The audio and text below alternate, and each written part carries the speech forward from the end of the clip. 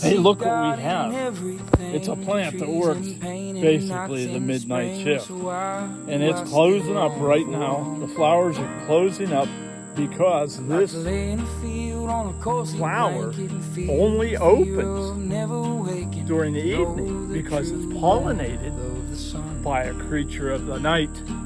And that creature is the sphinx moth. And as we know, butterflies out during the day, moths are out at night. And the sphinx moth is what pollinates this plant, and it gets the name evening primrose. And the evening primrose just adds color to the beautiful fall fields and forests. May God bless you, bless your family, and remember something. America is important. Vote for it.